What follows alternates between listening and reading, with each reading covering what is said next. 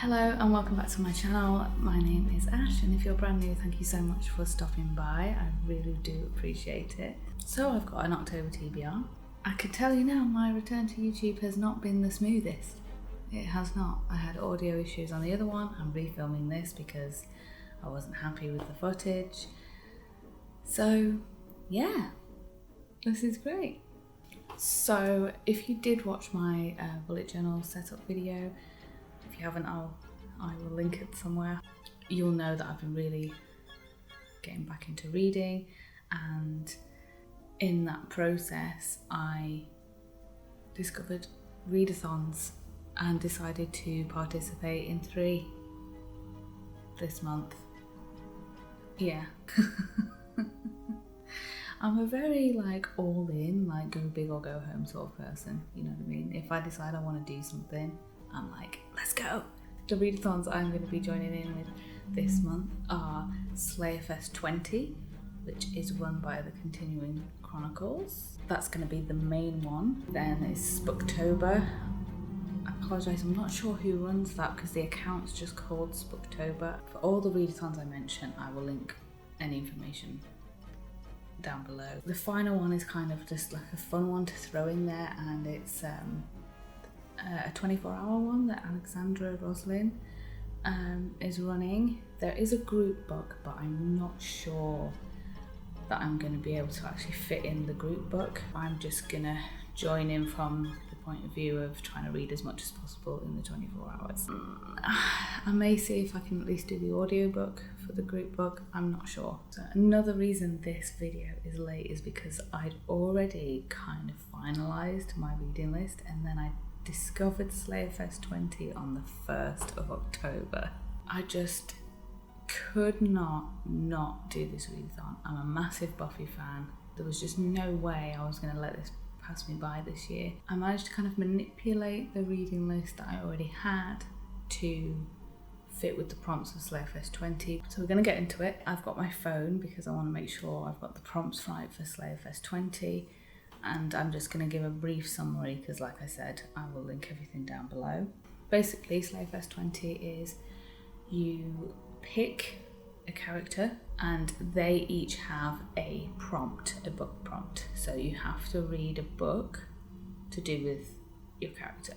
They also have a strength or a benefit which comes into play later on because you can use it to affect a future prompt.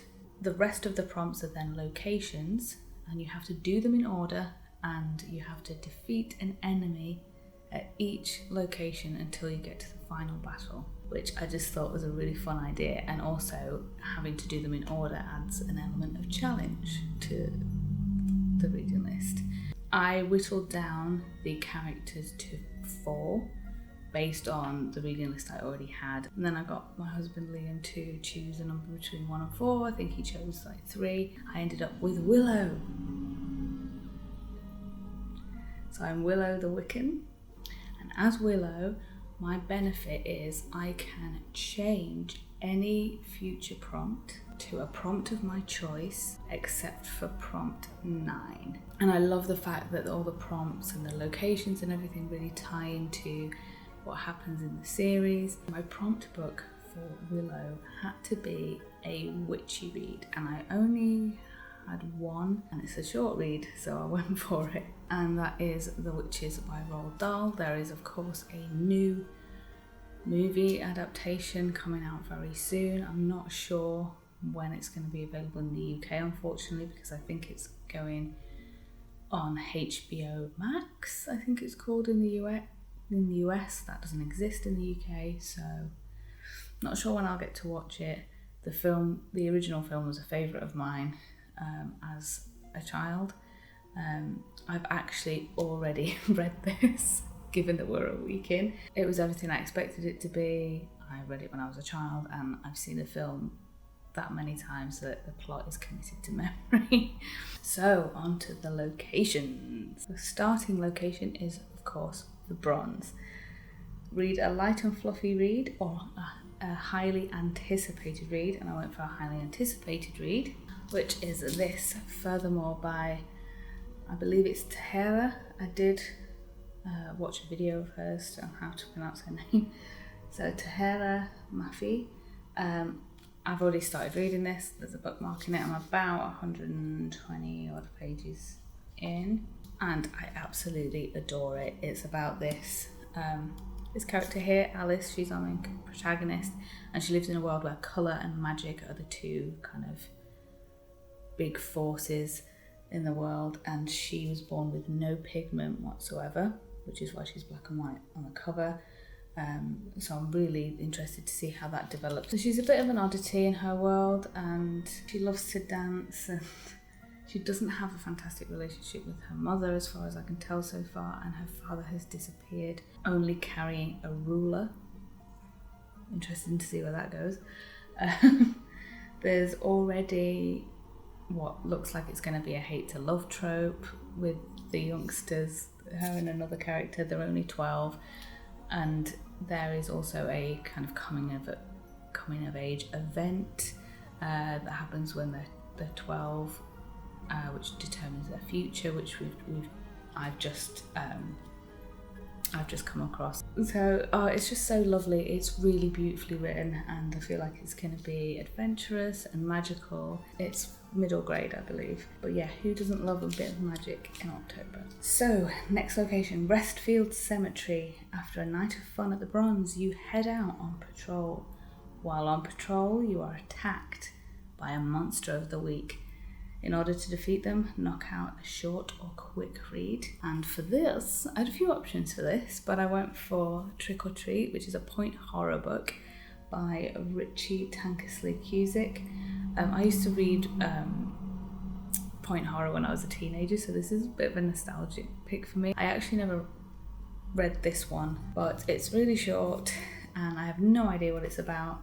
It just says, trick or treat, candy is dandy, but murder is sweet.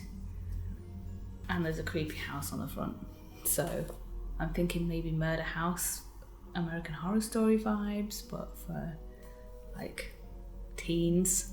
I'm guessing this would be young adult now. I'm not sure if these categories actually existed when I was a teenager. I have no idea. And also it mentions phone calls on the back, so I'm thinking like Murder House, American Horror Story meets Scream, that sort of thing. So I'm excited to get into it and have a bit of a nostalgic teen horror. Next, the school library, of course. You head back to the school library to discuss the attack with Giles. That's when he tells you about the Master, an ancient vampire who's determined to open the Hellmouth. To prevent him from succeeding, read the oldest book on your TBR, either oldest publication date or the book that has been on your TBR the longest. I went for publication date, and it's the oldest by quite a long way, and that is Northanger Abbey by Jane Austen. I'm a huge Jane Austen fan, but I actually have never read this one. And again, it's another pretty short one. It's about 200 odd pages, and it's apparently a parody of Gothic literature, another genre that I'm a huge fan of. So I can't wait to see Jane Austen's take on it. Yeah, I don't know much about it. I think there's someone gets invited to a manor house, and I think the protagonist is obsessed with Gothic literature, romances and stuff like that. Really excited to get into it, and I think Giles would appreciate the classic. Next, The Mansion. Drusilla, Spike and Angelus are attempting to wake a Cathla and destroy the world. You know you will have to stop him by making some very hard choices. So this one was read the next book in a series, you have been delayed in continuing, or start a new series. I've only just really started getting back into reading again, so I'm not in the middle of a series or have one that's been delayed. And also I haven't really got anything, I didn't have anything in my reading list, and I haven't really got anything that would be classed as starting a new series. So because I'm Willow, I can use my benefit to change this prompt to any prompt of my choice. So I went for another anticipated read, and that is Pumpkinheads by Rainbow Rowell and Faith Erin Hicks. This is a graphic novel of which I'm very, very, very excited to read. I mean, look at this. And as my best friend would say, gotta love a book that starts with a map. This just seems so cute. It's about two teenagers who I don't think are friends at high school, but they work on a pumpkin patch together, every year, and this is the last year they'll be working on the pumpkin patch together because they're graduating. It just sounds like it's going to be so cute and wholesome and autumnal, and I just love it. I believe there's some LGBT themes in here as well. I'm just so excited. I mean, look at how cute this is. And I did want to throw a graphic novel in there because by the time I get to this, I will have read 4 books. So it'd be nice to have a little break and have a graphic novel to get my teeth into. So yeah, really excited about this one. So the next location is Sunnydale High. You were wondering where we're going to get there. The Master has been defeated and you are looking forward to a calm senior year. But that is not to be. The new Slayer, Faith, has teamed up with the wicked mayor, and now you have to stop them or no one will live to see graduation. Read a book with a school as the main setting. This can be a high school, boarding school, college, etc, etc. I thought I was going to struggle with this because I wasn't sure that I had anything that was set in a school, but I do have this, which I'm very, very excited to read. And I noticed that it's about a 17-year-old who's still at school. So I peeked in a random page because I didn't want to get too many spoilers, and it did mention having a conversation outside of a locker. So I assume it's at least in part set in a school. So this is With Fire on High by Elizabeth Acevedo, and this is about a 17-year-old young mom who's still at school, who is passionate about cooking. She really, really wants to be a chef. So there may also be culinary school that might pop up in here, I'm thinking. I'm really excited about this. I've heard so many good things. I think it's going to be wholesome and cozy and about food, but also I think it's going to, from what I've heard, it's going to tackle some important issues as well. But I've not read too much into it because obviously I didn't want to spoil it, but I've heard really, really, really good things. So I'm excited. And as you can see, I've popped in a couple of non kind of spooky things to break things up for me. And yeah, I've never read anything by this author, but I've heard fantastic things. So I've already put the rest of her works on my Goodreads list. Next, UC Sunnydale. After defeating the mayor, you move on to college, where you hope to have normal relationships and wish that everything was less monstery. Unfortunately, you discover the initiative ran by the demented Maggie Walsh and her frankenpet, Adam. Read a book with your least favourite trope. Now this was really difficult as well because I've only just got back into reading, so in terms of least favourite tropes, I don't really know. So I chose a book that was already on my reading list that fit this prompt the best, and that is Horror Store by Grady Hendrix. Now I just want to clarify, I'm by no means suggesting that I'm not going to love this. I've heard great things about this, but in terms of a trope, not that I hate, but just from a comical annoyance point of view, this is about a group of people who willingly put themselves into a dangerous, scary environment. It's so it reminded me of the "don't go upstairs, why would you run up the stairs" in a horror movie, you know what I mean? So really looking forward to it. It's the only one I could really fit into a trope I hate, although it's not really that I hate it, it's just comical. And I've heard amazing things. My husband's actually already read the first few pages and he's like, this is amazing. Okay, next location, the Tower. College is just no longer in the cards, especially with the arrival of the Hell God. Trapped in a human's body that is trying to get back to her dimension, defeat glory by sacrificing yourself. Read a book that is outside your comfort zone. Just before I go into the book, I remember very vividly that season finale coming out.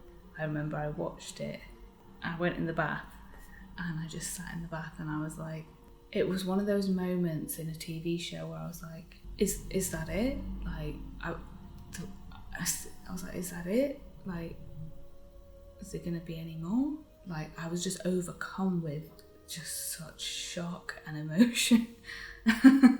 Like it's one of the most memorable moments in my life with TV, and I'll never forget the feeling after that episode. Oh, chills. Outside my comfort zone is this. This is Out by Natsuo Karino. This right here is very outside my comfort zone. I have a thing about eyes, and there is a blade right up in there near the eyeball. Just looking at it gives me the creeps. But this is a Japanese crime thriller. My husband says it's not scary, but there may be a particular scene in it that might be quite difficult and be outside my comfort zone. So that's why I've chosen this one. I've heard amazing things. This is, it's not new. It says copyright, first published in Japanese in 1997. Okay, so, but I've seen it making the rounds on a lot of BookTube videos recently, and my husband actually had it in his collection. So I've heard amazing things. I really wanted to try it, but I do think it's going to be a little bit out of my comfort zone, which is why I have put it in this prompt. Next location is the Magic Box. The world has been saved again, but shenanigans ensue when a fun-loving demon turns Sunnydale into a Broadway musical. Read a poetry book, a book written in verse, or read a book where music is a primary plot point. Now, I thought I was going to struggle with this as well, and then my husband went digging through his collection and pulled this out. This is High Fidelity by Nick Hornby, which I've seen the movie but never read the book. My husband said it's really good. It's another relatively short one. Yeah, I'm looking forward to it. It's set in a record store, so music is a main plot point. Set in a record store in the 80s, and there's like relationships and blah blah blah. It says maybe laugh out loud more than any book I can remember. I'll be the judge of that. Prompt number 9, and if you remember, this is the one. This is the one that we weren't allowed to change. It hasn't actually assigned a location to this, but in my bullet journal I drew a map. Geek. And I put it as the woods. Willow has gone dark. Over the loss of her love, she has flayed Warren and is hunting Andrew and Jonathan, but she has to be stopped. You can't stop me. Read a dark or taboo book. If you chose Willow, well, there has to be some consequences. You cannot change this prompt, you must read a dark or taboo book. So I went for Dracul by Thacker Stoker and J.D. Barker. Thacker Stoker is Bram Stoker's great grandnephew and the current manager of the Bram Stoker estate. So this is a Bram Stoker estate recognised Dracula novel. And it says the prequel to the most celebrated and terrifying story of them all. So he's basically used his great-grand-uncle's notes and journals from when he was writing Dracula to create this story, and I'm so excited for it. This is a beautiful edition as well, no dust cover. It's just a hardback with this most Halloween orange on the inside. And I'll just read you the end of the synopsis. Drawing on what he found, he and best-selling author J.D. Barker have crafted this chilling story, one that takes readers back to the very beginning to reveal the origins of Count Dracula himself, of his creator, and of the elusive, enigmatic woman who bound them together. Does that not sound exciting? It's Dracula. I think there's going to be some dark stuff in here.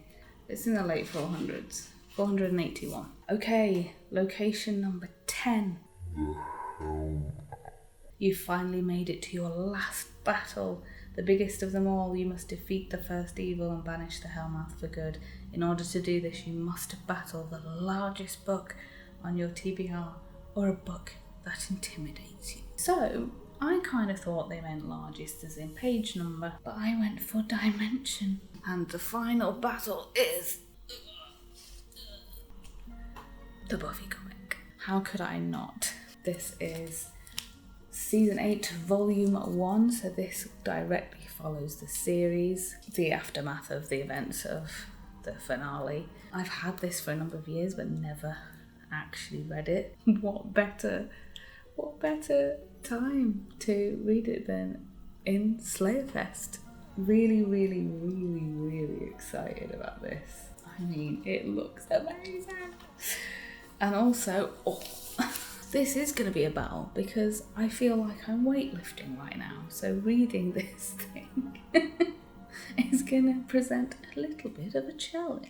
What an amazing way to end off Slayerfest20. So Spooktober is just 4 prompts and a photo challenge, of which I'm absolutely failing with at the moment because I wasn't prepared. But the prompts are essentially building your own Halloween party. So you had to choose a costume. So I chose Bestie's costume, and that is a buddy read. And I am currently buddy reading this with my sister. Actually, I haven't started it, but we are planning to. And this is Elizabeth is Missing. And I couldn't possibly summarise this any better than the synopsis, so I'm just going to read it for you. Maud is forgetful. She makes a cup of tea and doesn't remember to drink it. She goes to the shops and forgets why she went. Back home, she finds the place horribly unrecognisable, just like she sometimes thinks her daughter Helen is a total stranger. But there's one thing Maud is sure of. Her friend Elizabeth is missing. The note in her pocket tells her so, and no matter who tells her to stop going on about it, to leave it alone, to shut up, Maud will get to the bottom of it. Because somewhere in Maud's damaged mind lies the answer to an unsolved 70-year-old mystery. One everyone has forgotten about. Everyone except Maud. I mean, doesn't that sound incredible? It's basically about an older lady who's suffering from dementia, and she's left herself a note because she's determined not to forget that her friend has gone missing. So I think this is going to be a situation where maybe when she was young, maybe even still a child, her friend went missing and it's still never been solved. So I'm really excited to read this one. I think it's going to be amazing. I think it's going to be really gripping. It's got quite high reviews and star rating on Goodreads, so I'm really excited. And how beautiful is this hardback edition with all these graphics on the inside? It's absolutely amazing and I can't wait. Next was refreshments, and I chose Devil's Food Cake, which was a black cover, and Devil, black cover. Yeah, I went for Dracul because it seemed like the perfect pairing for that prompt. And then you had to choose a dance floor playlist, and the song I chose was I Put a Spell on You, of course. Can't see them. And that was a book with magic, and I just went for Furthermore for this one. And festivities, and the festivity I chose was Carved Jack-o'-lanterns, and that was a book with a face on the cover, of which I had a few options, but I had a book that didn't have a prompt, and it deserves a prompt because I've already started reading it and it's amazing. And that is Becoming by Michelle Obama. Absolutely incredible. I started reading this at the end of September actually, and I've also got the audiobook, which is going to make it really handy for me if I'm working or cleaning or doing something where I can't read the physical book. I can still make progress on it with the audiobook, and she of course narrates it herself, and she is just so engaging, and her story so far, I mean I'm only like 5 chapters in, and it's just so insightful and so interesting, and she's an amazing woman, and I'm sure I'm not the only person on YouTube to be like, this is amazing, read this book. Yeah, so I'm really excited to get through the rest of this. I've also picked up 2 additional audiobooks on Audible, which I don't have physical copies for, and those are Why I'm No Longer Talking to White People About Race and White Rage, 2 very highly rated books on the topics of systemic racism and white privilege, of which I want to read more about. And that gives me also, again, just like the memoir of Michelle Obama, things that I can put on while I'm working and doing other things, and also educating myself on some very important topics. So I'm really interested to get into those, because one thing I do want to do in my reading journey is make sure I have a variety in my reading list, but also making sure some of them are non-fiction books on important topics. So those are the ones I've chosen for this month. There are many, many, many more options out there, of which I hope to get to in future as well. On top of that, I am feeling a little bit of FOMO about Mexican Gothic, because I had it on my list, and because I had some birthday money, which is where some of these books have come from, and I was this close to buying it. And then I was like, oh, I've bought so many books already, and now everybody's got it on their TBR, and now I'm like, So I've still got some Audible credits, so I may tempt myself with the audiobook for Mexican Gothic. And also, like I said, there's a group book for Alexandra's 24-hour one, which is the Schwab City of Ghosts, I want to say that it's called. So that may be a possibility to spend a credit on as well, because it might be quite nice on that 24-hour to have a break from physical reading and listen to the group book. We'll see. So I really hope that you enjoyed this video. I know it's a little bit into October, but to be honest, I'm still watching people's TBRs because I love adding stuff to my Goodreads list. So please let me know what you are reading, what you can recommend of any genre, any topic.